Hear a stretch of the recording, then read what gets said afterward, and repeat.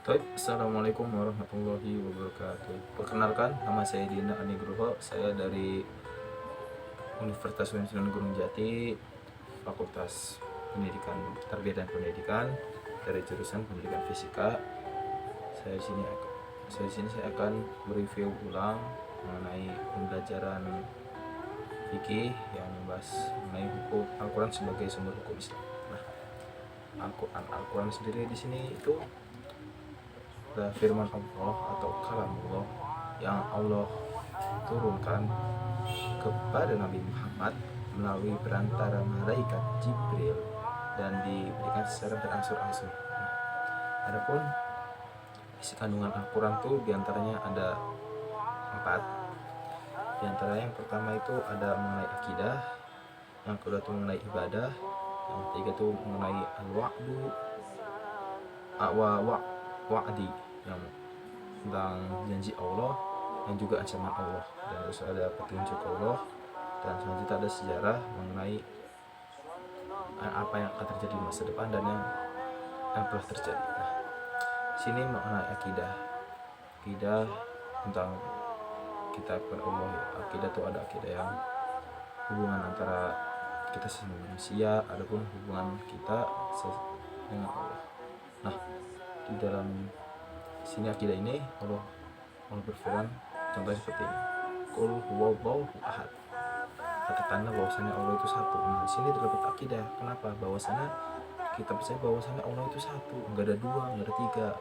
Seperti itu. Kalau sama manusia sama kita tolong menolong, membantu orang lain, misalnya atau sebagainya macam itu. Salah satu itu mengenai ibadah. Nah, di dalam Al-Quran ini dijelaskan ibadah. Contohnya, Bismillahirrahmanirrahim. Ya ayyuhalladzina amanu kutiba alaikumusiyam. Nah, wahai orang-orang yang beriman. Ya ayyuhalladzina amanu kutiba alaikumusiyam, dan telah ditetapkan kepada kalian itu berpuasa. Nah, dari sini kita disuruh untuk berpuasa. Adapun mengenai sholat, aqimus sholat, tentang sholat. Tapi di Al-Quran sini tidak dijelaskan mengenai tata cara Al-Quran, tapi di hadis dijelaskan oleh Rasulullah yang bunyinya seperti ini. Hadis Nabi yang bunyinya seperti ini. Bismillah. Sallu kama ra'aitumuni usolli. Nah, di sini arti Rasulullah, sholatnya seperti kalian melihat ke sholat. Jadi tata cara sholatnya seperti kita melihat Rasulullah. Tapi di Al-Quran tidak dijelaskan namanya takhsisul Quran di sunnah. Selanjutnya itu mengenai al-wa'du wa wa'di. Nah, sini ada janji Allah kepada umat Islam di hari akhir, ataupun janji Allah kepada orang-orang yang beriman. Dan ada pun ancaman sini, ancaman bagi orang-orang kafir, atau ancaman bagi orang-orang yang berbuat zina, ataupun ancaman bagi orang-orang yang membunuh.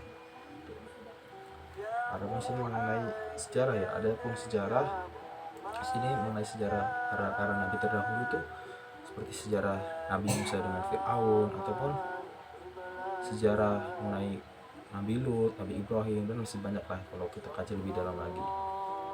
Dan yang terakhir dan ada tentang mengenai sejarah yang akan datang. Nah, sejarah yang akan datang ini seperti kiamat, terlalu banyak dijelaskan dalam Al-Quran juga mengenai hari kiamat. Dan ada lagi mengenai kematian.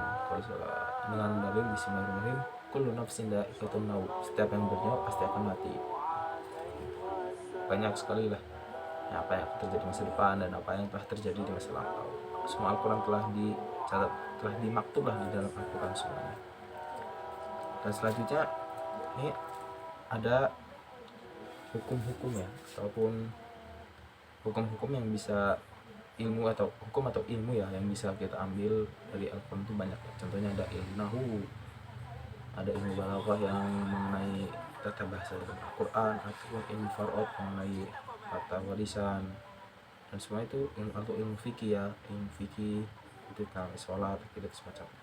Dan sebenarnya masih banyak lagi ya kalau kita ingin mengkaji lebih dalam, mungkin karena pembahasan kita hanya sekedar mereview ulang apa yang telah dipelajari tadi.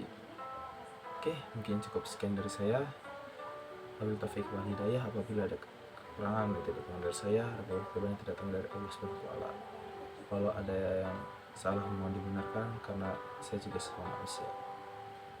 Oke, assalamualaikum warahmatullahi wabarakatuh.